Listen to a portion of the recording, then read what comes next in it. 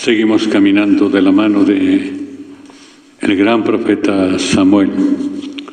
En este texto que hemos proclamado, primero de Samuel 4, 1b, 11. Y entonces en este texto hay bastantes referencias que nos pueden argumentar e iluminar la fe y ayudar a caminar en la solidez de una fe auténtica y de un gran amor a la Virgen en todo lo que respecta a la fe. Nos dice cómo el pueblo de Dios salió en guerra contra los filisteos. Fue un altercado serio donde mueren 30.000 filisteos o 33.000 filisteos que pone aquí. Y el problema es que se sentían como abatidos, perdidos en medio los hebreos de los filisteos, los israelitas en medio de los filisteos. Los ancianos del pueblo les sugieren que ¿por qué no llevan el arca de la alianza con ellos para que les dé suerte y venzan a los filisteos? Todo esto fue al revés. Aparecen aquí como figuras importantes. Ellos van a Silo a buscar el arca y aparecen dos sacerdotes jóvenes de Elí, hijos de Elí, cuyos sacerdotes jóvenes estaban en el templo y estaban corrompiendo el templo, se estaban aprovechando de las ofrendas del templo. Cuando llevaban animales para ofrecer en el altar del sacrificio, se quedaban con las mejores partes, se los llevaban a casa. Habían corrompido el templo. El padre, pues, no podía hacer nada en este aspecto porque el sacerdocio era heredado del padre. Y estos dos estaban también en el combate. Y cuando traen el arca de la alianza, entonces piensa que hay alaridos, plegarias, de que el arca de la alianza va a ser un arca mágica que les va a salvar. Y no es así. Quieren corromper toda una historia de fe del pueblo en la figura del arca.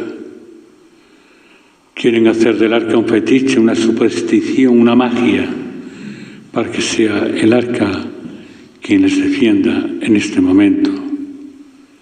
Y vemos que hay una gran derrota. Entonces, filisteos cobraron fuerza y se portaron valientemente contra los israelitas, los hebreos. Fue, dice el texto, una gran derrota. Cayeron 30.000 infantes de Israel. El arca de Dios fue apresada y murieron Jonni y Pinjas, los dos hijos de Elí, que eran sacerdotes. Esto es una llamada de atención a nuestra vida. ¿Para qué? Para no, en primer lugar, no adulterar el templo de Dios, no vender el templo de Dios, no vender la figura de la Virgen, no hacer de nuestra madre de una medalla de estos amuletos de superstición, llevando esto yo me curo, yo esto. No es así. Las cosas son mucho más serias. Y creo que esta es una llamada de atención. En primer lugar, a los sacerdotes, en la figura de estos jóvenes sacerdotes que estaban corrompiendo el templo y se estaban aprovechando del templo. Esto puede ser el peligro también nuestro de los sacerdotes, que utilicemos el templo como un beneficio propio, como un aplauso, como un sobre que te alimenta o te da fuerzas, orgullo en tu vida. Esto es una gran lección de estos dos sacerdotes jóvenes que habían corrompido todo el templo y que usaban los animales del templo, lo mejor parte para ellos y el otro lo quemaban en el altar del sacrificio. Creo que es una llamada de atención a una iglesia y una comunidad de creyentes que a veces corrompemos el templo de Dios y estamos utilizando el templo y a veces estamos utilizando las apariciones de un sitio y de otro en beneficio propio, beneficio de todo tipo, de bolsillo, de mente. Y creo que esto es lo que tenemos que aprender hoy en esta lectura del libro primero de Samuel. Creo que es muy interesante. Y en segundo lugar, comprender que la Virgen, una medalla, un símbolo cristiano, no es un amuleto para que me garantice la protección y hagamos de las cosas tan serias, que es una imagen de la Virgen, que es una medalla de este santo, del otro, hagamos como un objeto de superstición. No. Sino hagamos lo que es. Una referencia para vivir la fe en plenitud. Una referencia para que, como Ana, ¿os acordáis cuando la mujer, en la angustia de ser estéril, bailaba el ritmo del judío ante el altar del Señor en el templo? Porque ella se fiaba de Dios.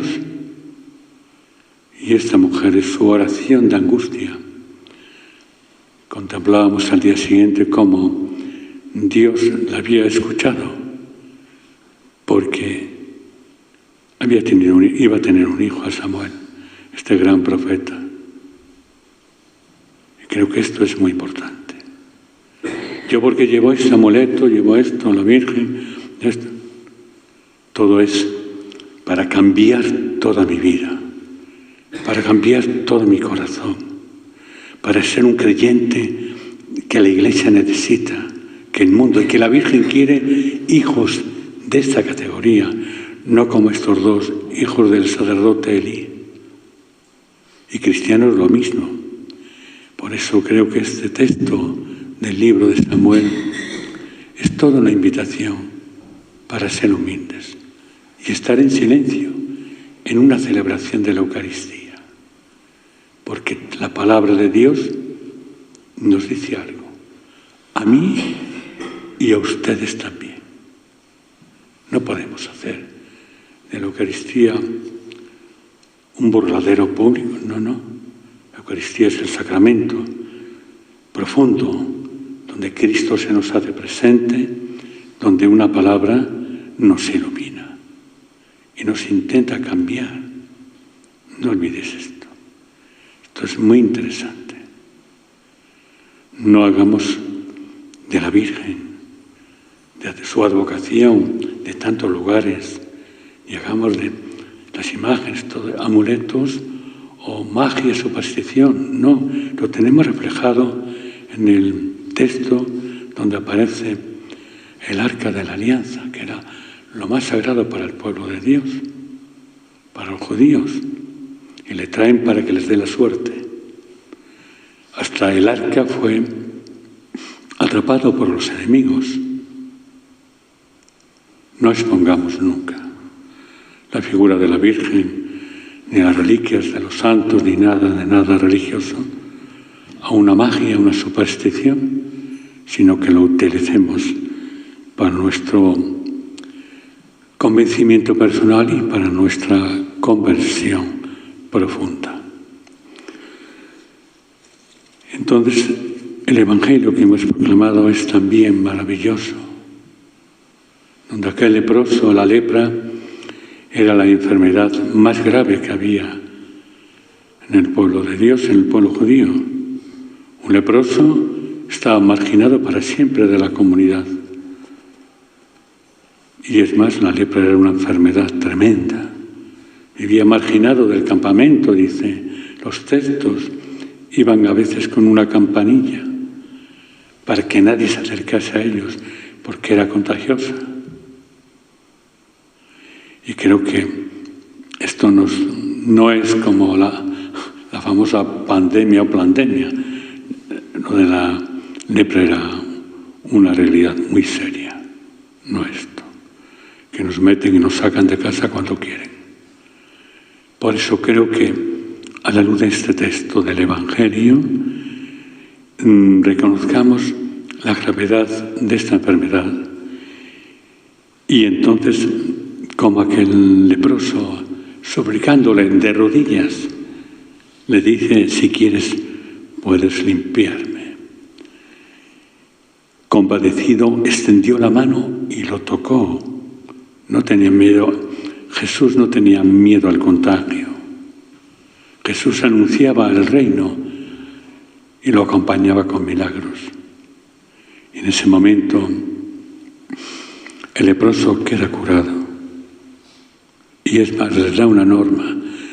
No se lo digas a nadie, pero vete a presentarte al sacerdote, que era el que tenía que dar el acta de poder incrementar, unirse de nuevo a la comunidad, incorporarse a la comunidad.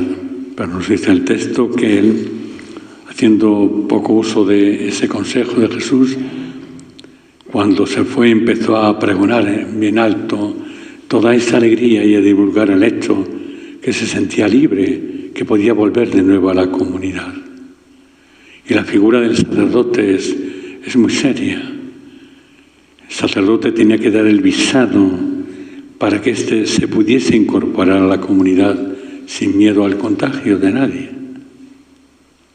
Pero detrás de todo esto se esconde el sacramento de la penitencia, el sacramento de la confesión.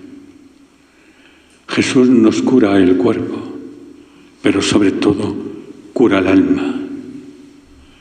Los milagros de Cristo siempre encierran, en el fondo, la curación de tu alma, de tu corazón. Las palabras tan bellas de Cristo que escuchamos cuando cura a alguien, hace un milagro, un paralítico, la adúltera, etc. En adelante no peques más. Y la figura, vete a presentarte al sacerdote, es toda una referencia a la confesión. El sacerdote actúa en nombre de Cristo. No, él no te perdona el sacerdote, sino te absuelve en nombre de Cristo, del ministerio recibido. Por eso el sacramento de la confesión es un sacramento a examen. Tiene que hacerse bien, en primer lugar, por el que se siente como el hijo pródigo, que se ha sentado allí debajo de aquel olivo a pensar sus pecados. Y tiene un arrepentimiento sincero, por eso se acerca al Padre. Y es el Padre el que la abraza. Cuando un penitente se arrepiente sinceramente de sus pecados y pide la absolución de sus pecados, pero con humildad y con un compromiso grande de una enmienda, escucha las palabras del sacerdote. Es Cristo quien se vale del sacerdote para liberarte de tus pecados. Y hay dos temas candentes. ¿Cómo hacemos el sacramento de la confesión? Yo no puedo confesarme y salir de la confesión y criticar al hermano. No puedo confesarme sin un sincero arrepentimiento de lo que he hecho mal, de que tal vez he expuesto a la Virgen a lo que no es. No puedo. Por ese motivo, la confesión tiene un doble examen. En primer lugar, para mí y para todos. El pecador que se arrepiente, tenemos que ir a la confesión dando gracias a Dios, contentos, porque tenemos uno que aboga por nosotros, que es Cristo el Señor, a través de un sacerdote en el sacramento de la confesión. Y la confesión no es un nido de tonterías, porque a veces confesamos al vecino, pero tú no te confiesas. Esto es serio, señores. Y buscas incluso un sacerdote que no te conozca mejor para que no vea la gravedad de lo que le dices, porque a veces no coincide tu arrepentimiento con la verdad. Eso en primer lugar. En segundo lugar, el sacerdote, los pastores de la Iglesia. Tenemos que ser serios, desde una coherencia personal. Y ayer miércoles, me confesé, cuando vamos a los retiros, los sacerdotes con un religioso. Está en la vida, pero con ese sincero arrepentimiento.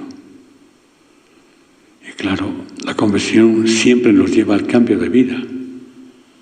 Este señor que se siente libre de la lepra, el pecado es la gran lepra del hombre, de la humanidad. Da saltos y divulga esa alegría en medio de su pueblo, de los que le rodean. Cuando uno se confiesa como Dios manda, lleva en su corazón una alegría interior tremenda, se siente liberado. Pero cuando convertimos la confesión realmente en algo que no es, que vaya perdiendo la gravedad y la fuerza de arrepentimiento, de nada sirve. Por eso que hoy nosotros, a la luz de estos textos que hemos proclamado de la palabra de Dios, en primer lugar, el libro de Samuel, donde vemos que no podemos hacer magia, superstición con lo sagrado, ni con lo religioso, ni en beneficio propio, ni permitir que nadie lo haga en beneficio. Y ese beneficio puede ser de un bolsillo o de la mente a veces. No. Lo religioso es para que tú y yo nos encontremos con el misterio de un Dios de amor que nos brinda estos ejemplos, estos santos, todo esto, para cambiar nuestra vida. Y en segundo lugar, el Evangelio, como os dije, tiene esa grandeza, la lepra del pecado en nuestra vida, que tenemos que decirle, Señor, ponernos de rodillas, si quieres puedes limpiarme, si quieres puedes darme la paz para cambiar mi vida. Que sea esto.